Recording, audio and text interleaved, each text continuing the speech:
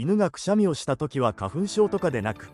主に興奮しているサイン、遊び中に遊びを伝える仕草でもある。犬が目を細めて見ているのは怒っているのではなく、リラックスか飼い主に対する愛情表現が多い。犬が口を開けて笑顔なのは笑っているのではなく、主に冷却行動やリラックス、人間のように汗ではなく口で体温調節しているのでそう見えやすい。犬が背中を地面にこすりつけるのはかゆみではなく、体についた他の匂いを落とそうとしている場合が多い。だからシャンプー後でもお構いなし。